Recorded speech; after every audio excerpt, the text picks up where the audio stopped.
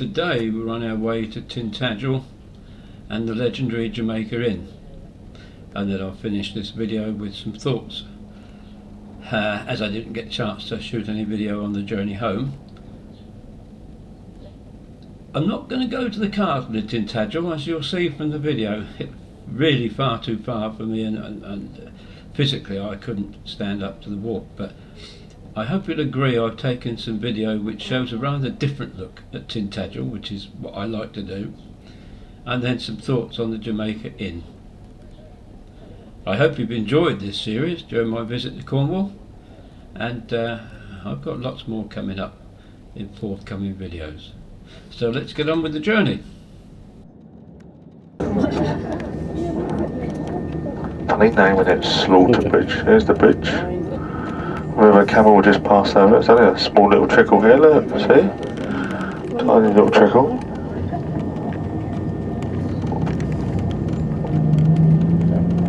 The Vale of Avalon.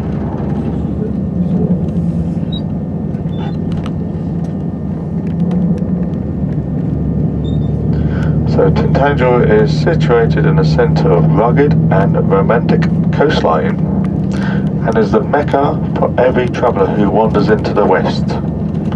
So this is the mecca of the west. Don't worry, it's not full of Muslims or anything like that, don't panic. The legendary connection with the life of the mystic King Arthur is here as well. That's why people come to this village to visit King Arthur's statue up on top of the castle. Is King Arthur a legend, or is he real? You will find out if he's a legend or not when you go to the castle. Because in fact King Arthur was real. Most people think he was a legend.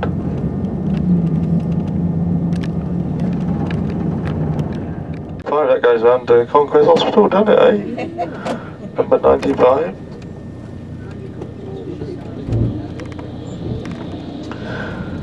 I'll tell you what, this doesn't look like Bexhill to me.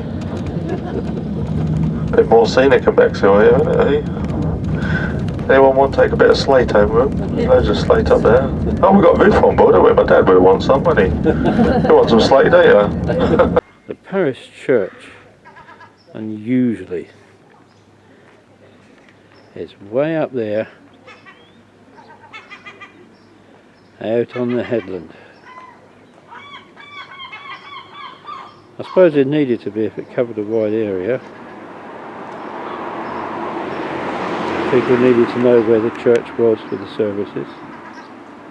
And very often these churches will be on a hill, and they'd act as a beacon for the call of people to worship. But look at that frame between some lovely palm trees, which gives you an idea of the supposedly semi-tropical climate here. Although this week I haven't felt anywhere near that. Freezing cold most of the time. I would have walked up there, but there's a steep hill down into the valley, and then you've got to climb up the other side, and I think, to be honest, that's too much for me. But anyway, that's the parish church of Tintagel. Amazing how it changes since I came here, and I've worked it out though. Here's looking at the parish church again on top of the hill. Now if I want to go down the castle, we've got to go all the way down there. Lovely rock formations, but down onto that pathway down there where you can see people, and all the way out to that headland there. See that? Oh, oh look. Now in Cornwall they say that's an os. We os. Come to say good morning.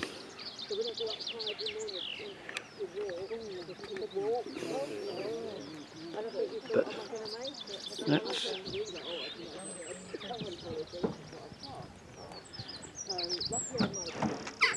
I suppose they might say it's a nice place to live if you fancy it, but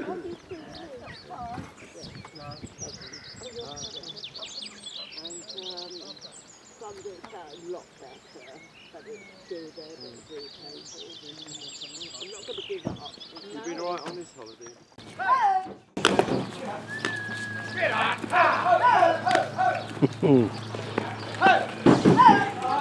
They're going to get a surprise in Tintagel in a minute, aren't they?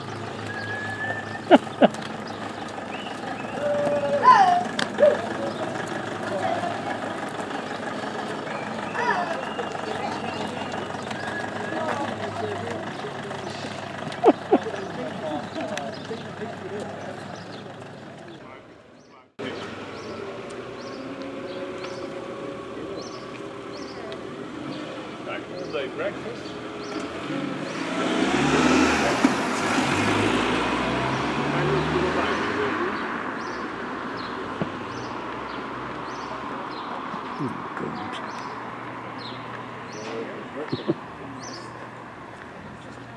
Perils of being a filmmaker. You stand in the corner and everybody wants to stand where you are. This is one of the oldest buildings apart from the castle in Tintagel.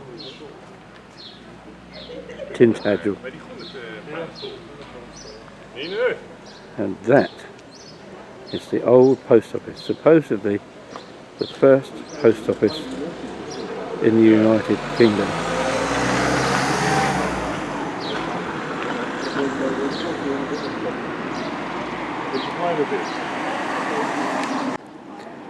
Don't you just hate tourists walking right in front of you?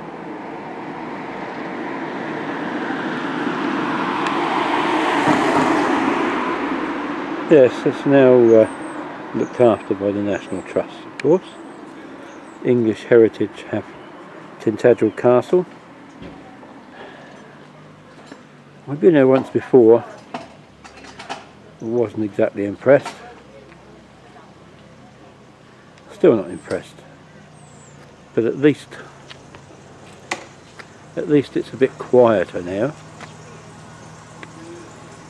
We're just before 10 o'clock in the morning on a Friday. It's not really the height of summer yet, but you do begin to feel that the place is going to fill up very soon. So I'm just going to have a wander around and see what I can see. Mind you, here's something interesting.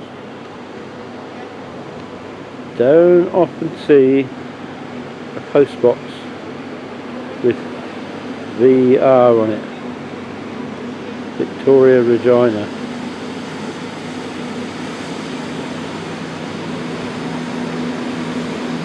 Does it have a date?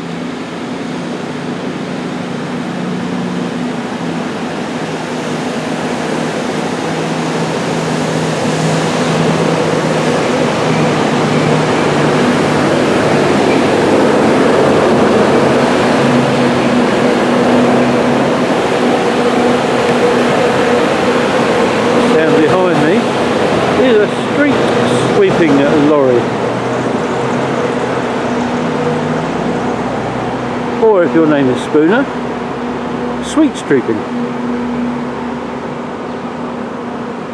Tell you what, there's some pretty coloured flowers in here.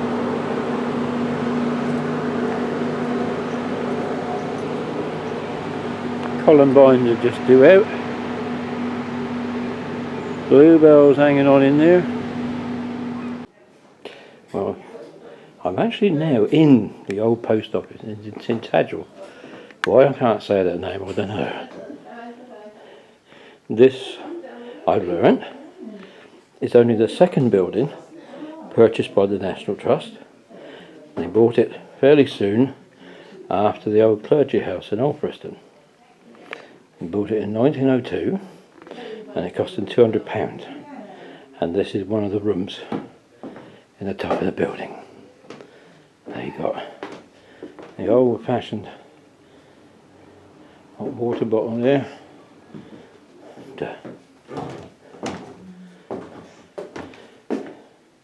I'll be washing there in cold water.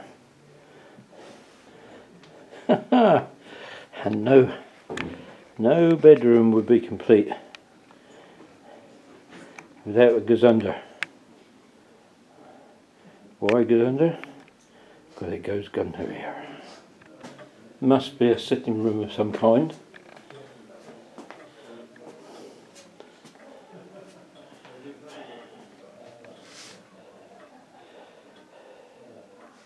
Little corner cabinet for knickknacks.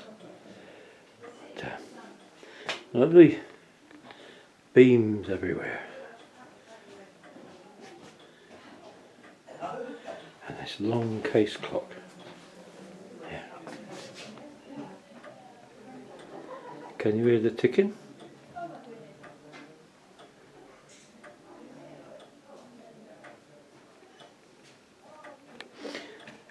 This was a thing at the time as well. The samples.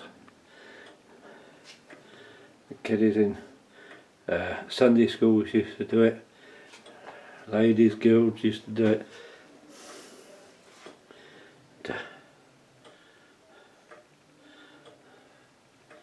Some of it quite intricate. This perhaps not so, but when you think they only did it as a hobby and to show how hard they practiced, and nowadays you could pay a small fortune for them. Times changed, don't they? We're now in the garden and it's very pleasant.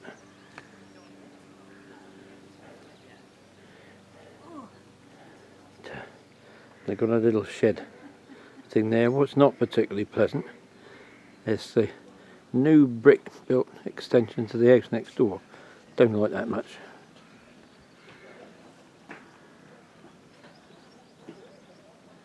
And this is very nice indeed. Very unusual sort of, don't know what you'd call them, buttresses I guess. And you got your well. Oh, what's that there? That's almost like a little model of it. Some lovely tulips behind. That's nice. I like that. Peggy. Oh right. It's so funny because we went to the very top up onto the headland to the gallows statue. Yeah. And we were going that way. And we said to somebody, "Oh, you're thanking Arthur." She said, "No, I saw a witch." Well, the gallows. Yeah. I saw a witch. So Lovely garden. Yeah. Well, here we are at what's supposed to be the famous Jamaica Inn on Bodmin Moor, made famous by Daphne du Maurier. But I can't say much of that looks original. We'll have another look when I get round the front. As we come more to round the front, I think we find something that's a bit more original.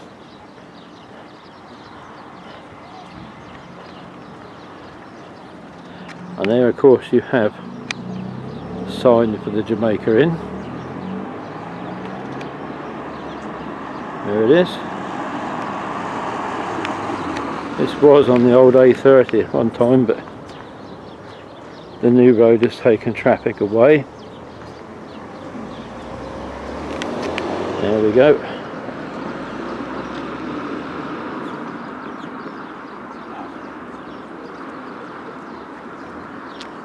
I should imagine it wasn't very big obviously when it was built, but I think that bit there is probably a bit original, and maybe that bit there. There you go. But that's it, the Jamaica Inn.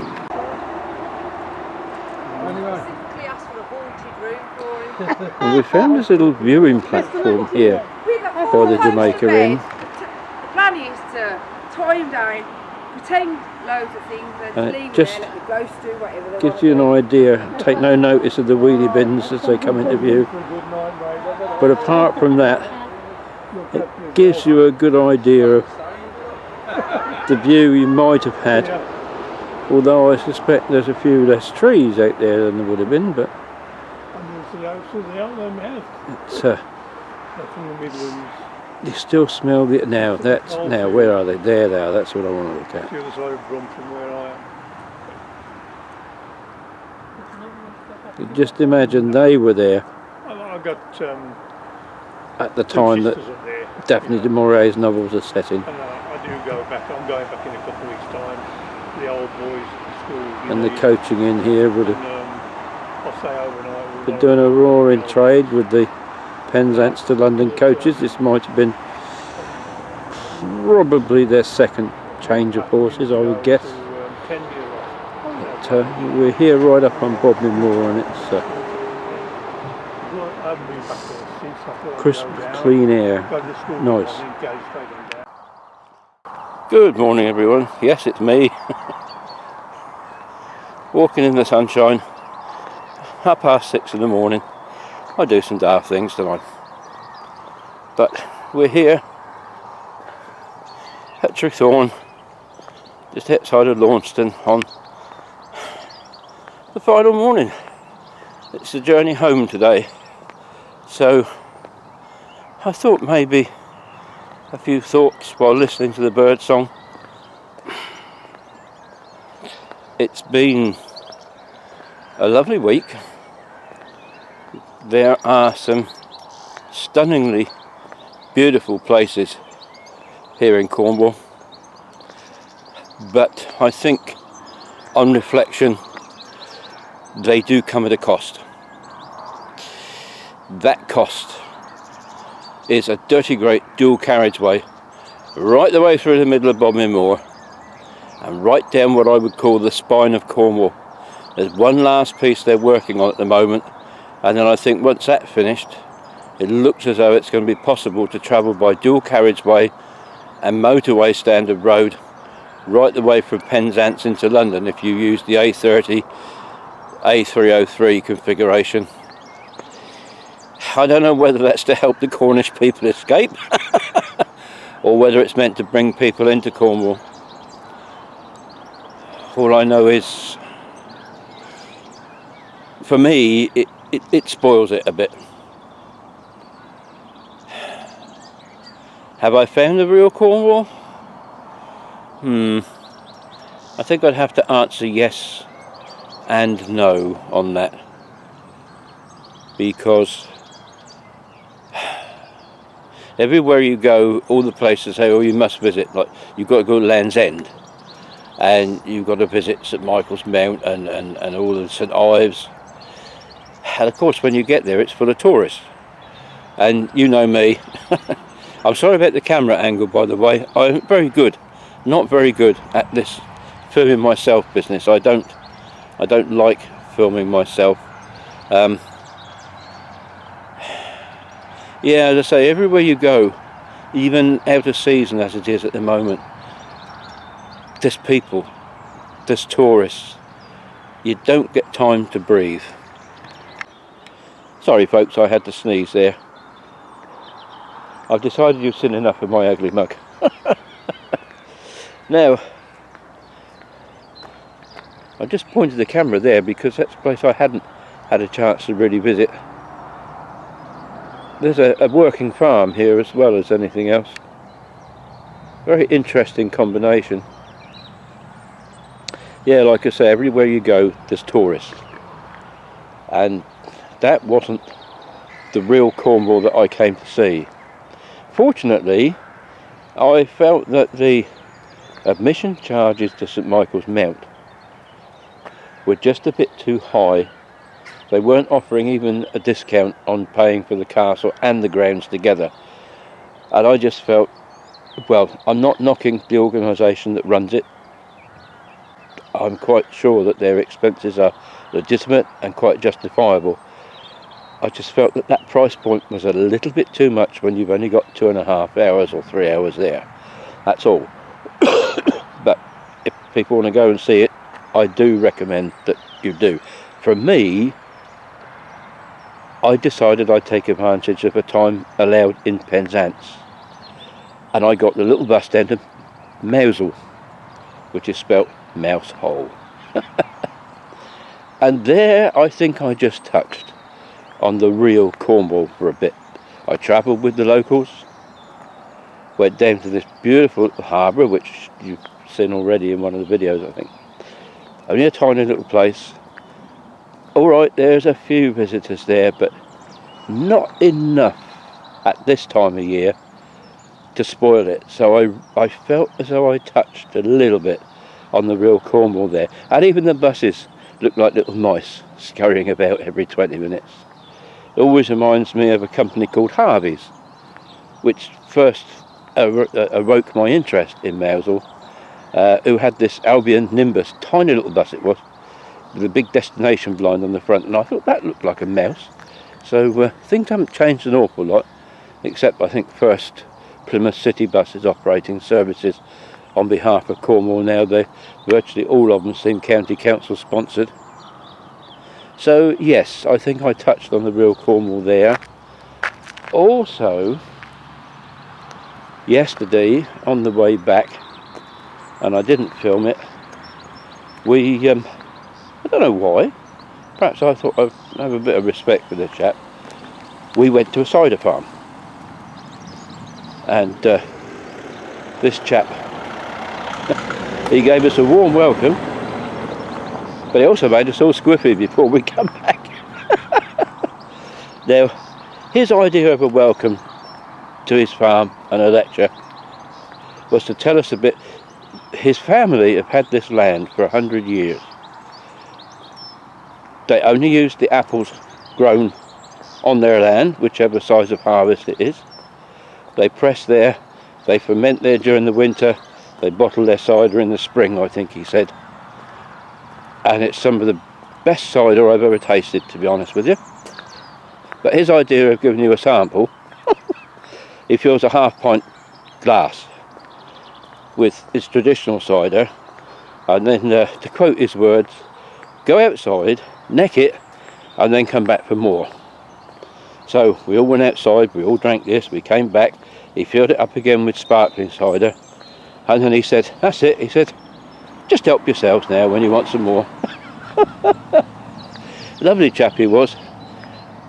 And that, I think, for me, was the real Cornwall. A true Cornish man working in a true Cornish industry, which cider is, just as much as tin or copper or any of those other things that were important in their time. Now you've got these little family businesses keeping some of the old traditions alive. And that really does now bring us to the end of my delightful week in Cornwall. I can honestly say I met some lovely people, and socially was probably the best coach trip I've been on so far. My thanks very much to one of my viewers, John F., who was on the holiday, for coming up, making himself known. And we had a lovely week together, all of us. So perhaps I didn't really find the real Cornwall, only in a couple of places. But I tell you one thing I've learned about coach tours. The first one, especially if you're on your own, can be fairly daunting. But once you've been on 2 or 3 and other people get to know you, you become part of a strange little community. You only meet maybe once every year or once every 2 years, but you've got that immediate bond. So I'd say if you're an hour in, go for it, let someone else do the driving. Anyway, I'm going to say goodbye from Cornwall, standing here in the early morning sunshine. And when's my next trip? Another coach tour to the Lake District later on in the year. In the meantime, I will have been out with my camera getting hopefully some more interesting stuff for you to look at. So keep safe, and above all, be nice. It don't cost you anything, and it makes you a lot of friends.